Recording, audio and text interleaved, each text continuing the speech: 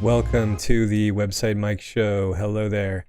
This is episode 7, and we are continuing on with our series associated with building a website for a psychologist or a psychology office. And so we're going to pretty much just jump straight into that. I'm just going to do one quick little explanation as to where the psychology website actually originally came from. And that is from my website, websitemike.com, where if you come here and you click on the button in the top right-hand corner, you'll find a bunch of website packages. We've got 10 websites ready to go for sale. You just buy the file, and then I also give you access to a whole set of tutorial videos and whatnot to explain how to go ahead and install it and customize it. Or you can just hire me to do that for you as well.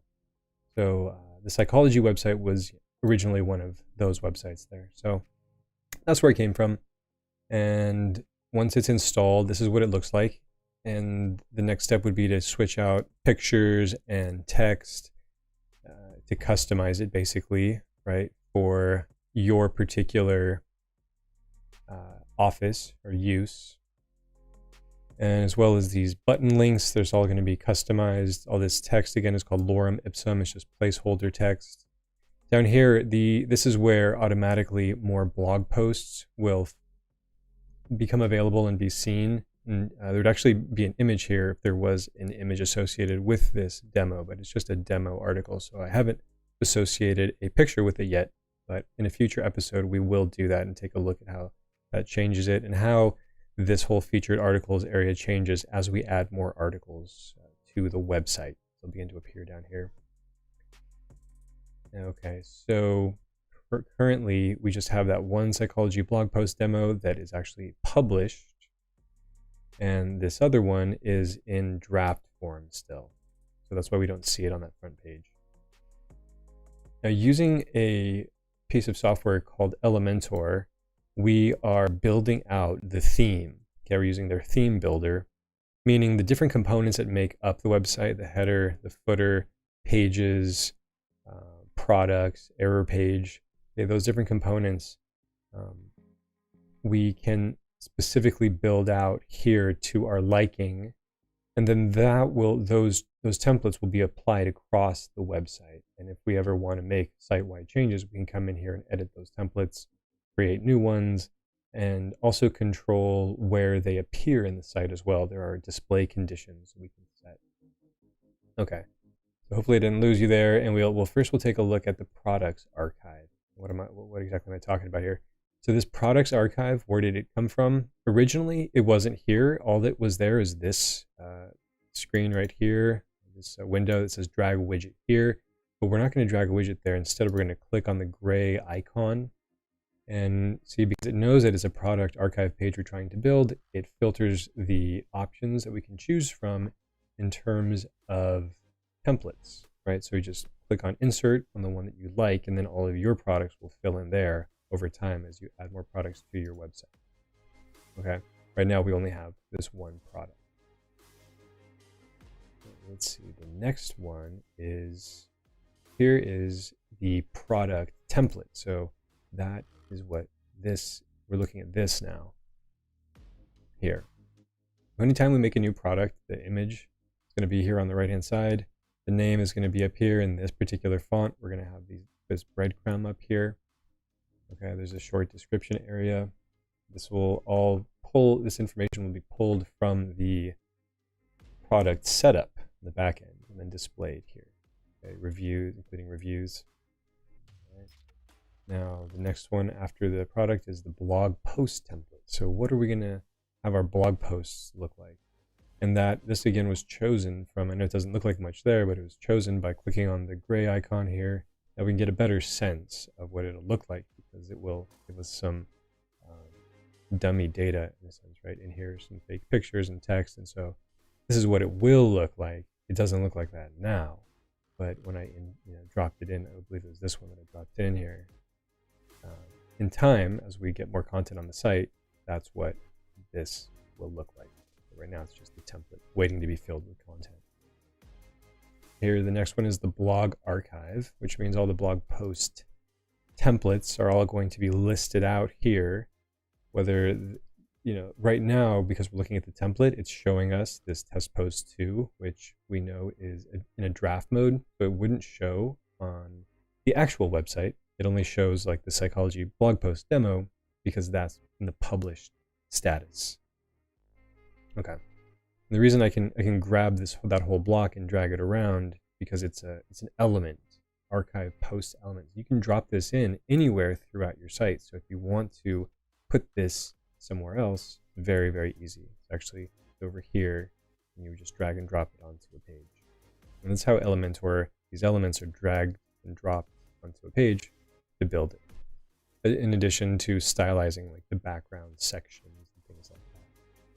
Okay, so after the blog archive, let's take a look at what the 404 error page template looks like. So just to sound like a broken record, again, where this came from is I clicked on this gray icon, folder icon, and then chose this template, and it just automatically dropped in. And down in the bottom left, I clicked on update or publish, and it published it. Okay, so now when someone goes to the website and they go to like this ASDFS80SA, obviously does not exist, right? So it's an error. I just randomly typed in keys. And so instead of just giving me a 404 error page that looks horrible and is a horrible user experience, what you're trying to do is keep the person there on your website. And this should be quite helpful in doing that, not losing folks that accidentally mistype something. Okay, so the last piece is going to be, it looks like it's the header piece there, but it's really the footer. Yeah. So this is the header, and if we wanted to edit the header, we can actually just click edit header up in the top tab here, but it's this footer down here that again comes from clicking on this gray folder icon and selecting this footer. It just dropped it right in. I didn't have to do much at all. But then the thing is that this form, when you collect this information, the form needs to be properly configured so that this information is sent to somebody who can do something with it. And so that is something that is taken care of again it's in the Elementor editor on the left hand side of the page. Once you click on it, it's taking a minute to load here. We'll wait. Okay, so here on the left we can see your name, your phone, your email, select service with whom. So those are all of the various pieces that make up the form. Right? You can change the input size. You can remove the labels very easily. If we just toggle this off, you'll notice that all of a sudden those labels are gone. Turn it back on, labels are back. Okay, we can turn off the required mark, or we can toggle it on. But what we want to take a look at here is this actions after submit portion of the setup, because what we want to do again is, so we want to, let's say, so collect submissions means we'll be collecting that information inside of our website. But then this second part, email here, we can configure right down below where is this information going to be sent to whom. You could just add a comma after each email address to add multiple email addresses. The subject, I would change it to something like a request appointment message, so you know what it is when it comes through. And then finally, there's just some other configurations here if you want to CC people, BCC people, etc., etc. Furthermore, metadata this is information that'll be included with and recorded with the record of the person when they submit the form. It's a good idea just to leave it there and collect all that information. The step settings here would be if you had a multi-step form. So, and then finally, the additional options. It's kind of nice if you put a custom message on. Instead of this form was sent successfully, you can say, appointment request received, will be in touch shortly, something like that. And you can also set up an email to immediately fire and let them know that you the connection has been made. We receive the email. We're reviewing it. We'll get back to you with an answer real soon. So that's a good way usually to handle form, whatnot. I mean, there's definitely a set of best practices you want to be aware of in doing it. So that right there was a big overview and catch up on this theme builder area, where all of these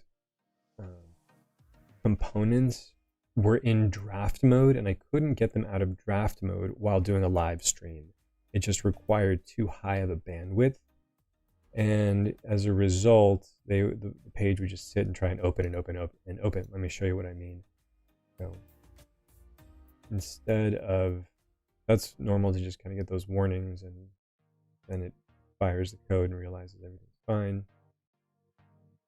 I wouldn't say it's normal. It's just, I think, because I'm on a temporary domain and whatnot, and you won't always see that. But you can see that this is just not opening at all. And what it's trying to open is this page right here. So what I did is just, open the page. Here it goes. Oh, this is it first. So it's hit and miss when it will and when it won't load these pages right now, because my connection is just not up to snuff. But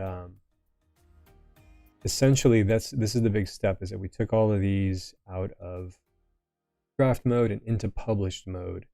And so this whole website now is starting to come together more and more when we start doing blog posts and we start adding more products. Then we'll see what happens. Interesting. So when I clicked on the About Us page link, it took me to, let's see what happens when I click on the pricing page. Okay, so it's always throwing this 404, and I think the reason why it's doing that is because I haven't adjusted the display conditions of this 404 page template, okay? So right now, let's take a look at the display conditions. So you click right there on that little caret to the right of the update button, click on display conditions, and here we go. Okay, look, Elementor recognized that you have set this location for other templates, blog post number 2. So this is an incorrect setting. And so the thing to do is, so we don't want this, we don't want it showing up on all posts. Where do we want it showing up? We want it showing up on the 404 page. We do assign it to the 404 page. That's the display condition we want for it. Now we'll hit save and close. Now we'll come back to this page, right? This pricing page where we just got this error. And we'll refresh the page. Let's see what happens. And the way I refresh is I just hit Command R, right? So, okay, now that's great. So the 404 page is now displaying where it shouldn't be, and the pricing page is now displaying. Okay, so in the future, what we want to do in future episodes, what we're going to do is set up these products so that when you click on them, or these are really services, we would refer to these as a productized service. People would click on this, go to a checkout page essentially, and pay that way. So that right there is a good overview and a nice little test. Let's do a quick test of, we'll go to a random page that we know doesn't, okay, because those keys are all next to each other. Right, we're testing the 404 error page, and here we go, properly firing. This is definitely a page that does not exist. Alrighty. So that's going to bring us up to speed on all of this portion of the website and set us up for a good next episode where we'll set up probably some more products, or we might do a blog post at that point. And we're just going to continue building the site out, and kind of a long-term project. So for now, that's what we'll stick with. I want to thank you for sticking around and checking out this live stream.